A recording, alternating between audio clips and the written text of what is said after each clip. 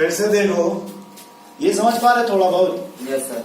अभी हमें कुछ लिखना नहीं है यार, लिखे नहीं। अभी हम बस फील करने की, हम उनको आगे कैसे इसका एप्लीकेशन समझ पाएंगे कि कहाँ से किसको यूज करेंगे। Yes sir. क्योंकि जब आप ये पढ़ोगे ना SP2 वाला, हाँ SP2, तो वहां पर अधिकतर सवाल इसी से किया जाएगा। बस आगे एक चीज समझ लो कि आगे हम लोग इसी को चल के उससे एक नाम तो देंगे, रिटार्ड रिएक्शन। Retard reaction. तो बस आप जानते रहो कि कुछ होता है भाई। इतना देखो सीक्वेंस में कहीं कंफ्यूजन तो वो पूछ लीजिए। नहीं यहाँ कोई भाई सब्स्टिट्यूशन हमने जब ले रहा था तो हमने आपको ये फ्री रेडिकल समझा दिया एक बार। हाँ इसमें जो दिक्कत है वो पूछ लीजिए पहले आप, जो भी आपको लगता है कि डाउट है। नहीं बोलिए भाई, ठीक है। ये समझ पा रहे हैं आप? हाँ। फिर आप ये समझ पा रहे हैं OH माइनस यूज करेंगे तो क्या होगा?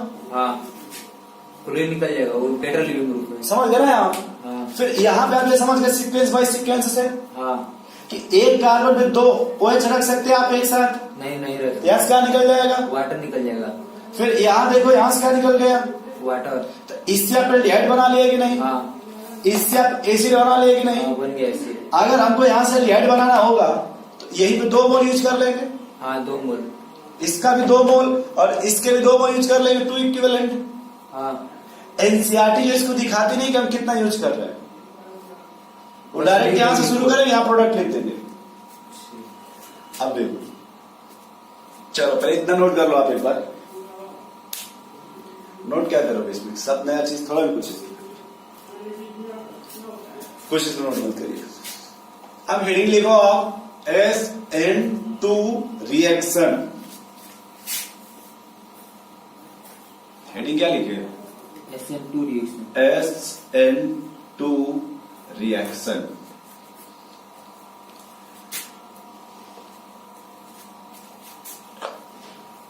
इतने कुछ समझ में आ रहा थोड़ा बहुत? Yes sir.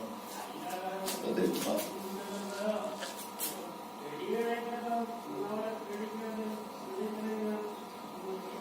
हेडिंग लिखो आप, SN2 रिएक्शन।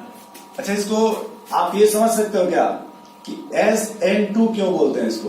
2 का मतलब क्या है? क्वेश्चन, यूनिमॉलिक्यूलर या बाईमॉलिक्यूलर? बाईमॉलिक्यूलर। ये समझ पा रहे हैं हाँ। कि SN2 में यूनिमॉलिक्यूलर होगा या बाईमॉलिक्यूलर? बाईमॉलिक्यूलर होगा। चलो लिखो पहला लाइन तब। रेट, क्या लिखेगा इसमें? रेट। रेट।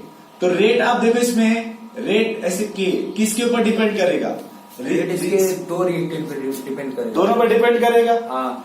आने वाला भी न्यूक्लियोफाइल, जाने वाला भी न्यूक्लियोफाइल होगा। हाँ। नहीं समझ पा रहे? समझ गया। और जितने स्पीड से आना चाहिए उतने स्पीड से जाना भी चाहिए। दोनों प्रोसेस लगभग एक साथ होना चाहिए। हाँ। एक तरफ से बॉन्ड बनेगा, एक तरफ से बॉन्ड ब्रेक होगा। मतलब ये कंडीशन है ना इसकी। हाँ ये कंडीशन। अगर हिंड्रेंस की बात करें हाँ तो हिंड्रेंस कम होना चाहिए कि ज्यादा होना चाहिए? कम होना चाहिए। ये समझ गया। हाँ। अगर हम सॉल्वेंट की बात करें सॉल्वेंट तो न्यूट्रल अच्छा होगा या निगेटिव वाले? न्यूट्रल अच्छा होगा। निगेटिव वाले अच्छे होंगे। देखिए कैसे बताता हूं, पहले लिख लो रेट, सब्सट्रेट और रिएजेंट। सब्सट्रेट और दूसरा क्या लिख लीजिए? रिएजेंट। तो आप रिएजेंट बोलो चाहे इसी को आप न्यूक्लियोफाइल बोल लीजिए। अरे याद करो भाई, ऑर्गेनिक टाइप ऑफ रिएजेंट पढ़े थे कभी भविष्य में? दो ही ना उसमें, इलेक्ट्रोफाइल और न्यूक्लियोफाइल। आने वाला भी कौन है? न्यूक्लियोफाइल। जाने वाला भी कौन है? न्यूक्लियोफाइल है। तो अब ये देखो, दोनों पर डिपेंड करेगा इसका रेट। हाँ। अगर दोनों पर डिपेंड करेगा तो 1-1 कर देंगे, तो 1-1 जोड़ेंगे तो कितना हो गया? 2। यानी इसका जो सब्स्टिट्यूशन रिएक्शंस है ये दोनों पर डिपेंड कर रहा है कि नहीं? हाँ दोनों। अगर दोनों पर डिपेंड कर रहा है SN2 बोल सकते हैं इसे। हाँ SN2 भाई दोनों पर डिपेंड कर रहा है कि नहीं? दोनों। आने वाले पर डिपेंड कर रहा है और जाने वाले पर भी। तो पहला इसका रेट समझ में आ गया। हाँ। दूसरा पॉइंट लिखिए, ये जो रिएक्शंस है वो सिंगल स्टेप में होता है या 2 स्टेप में? 2 स्टेप में होता है। मतलब पहले कार्बोकैटायन बनेगा फिर न्यूक्लियोफाइल अटैक करेगा, नहीं ये एक ही या एक ही साथ दोनों काम होगा? एक ही साथ दोनों जब काम। एक ही साथ दोनों काम होगा तो सिंगल स्टेप बोलेंगे। हाँ सिंगल स्टेप। यदि एक ही साथ दोनों काम होगा तो सिंगल स्टेप। लेकिन पहले कार्बोकैटायन बना, हाँ। फिर न्यूक्लियोफाइल अटैक किया तो 2 स्टेप होगा। तो उसे क्या बोलेंगे? 2 स्टेप। 2 स्टेप। तो ये जो SN2 है वो सिंगल स्टेप है या 2 स्टेप? सिंगल स्टेप है।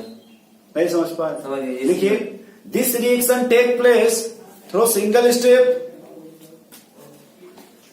लिखिएगा, this reaction take place in single step, देख लीजिएगा, सिंगल स्टेप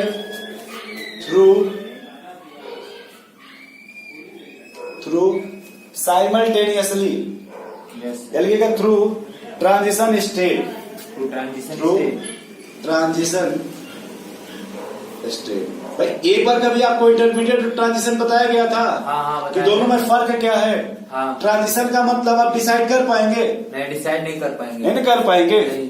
तो ये जो रिएक्शन हो रहा है वो इंटरमीडिएट बनेगा कि ट्रांजिशन स्टेट होगा? ट्रांजिशन स्टेट होगा। देखिए, इन विच, इसी के आगे फुल स्टॉप मत दीजिएगा, हाँ, इन विच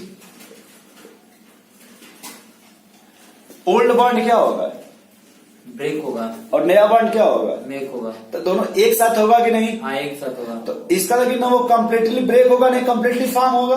हाँ, ट्रांजिशन का मतलब हुआ कि दोनों एक साथ हो रहा है कि नहीं? हाँ, एक ही साथ तो ना होगा। वो कम्प्लीटली ब्रेक हुआ रहेगा और नहीं कम्प्लीटली फॉर्मेशन हुआ रहेगा। हाँ, बोलो भाई। Yes sir. तो लिखिए इसके आगे, in which old bond is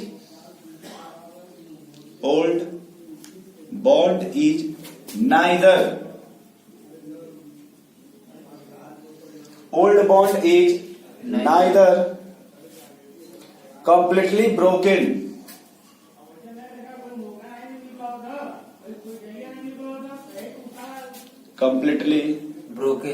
broken nor completely broken nor new bond is completely formed. New bond is completely formed. Full stop. ये समझ पा रहे हो आप यस सर। कि ट्रांजिशन स्टेट में और इंटरमीडिएट में क्या डिफरेंस है? हाँ, भाई यहां देखो लिखा है this reaction take place in single step. हाँ, सिंगल स्टेप में। ये लिखा है यस सर। कि this reaction take place in single step through transition step. हाँ, तो ट्रांजिशन का मतलब हो गया कि in which old bond is neither completely broken हाँ, not new bond is completely form, कि ना ही वो कंप्लीटली ब्रेक होगा और ना ही कंप्लीट वो बना रहेगा। हाँ, तो उसी को हम ट्रांजिशन बोलते हैं। Yes sir. बोलो भाई। हाँ, उसी ट्रांजिशन। अब इसमें हेडिंग लिखो, this reaction is favoured bye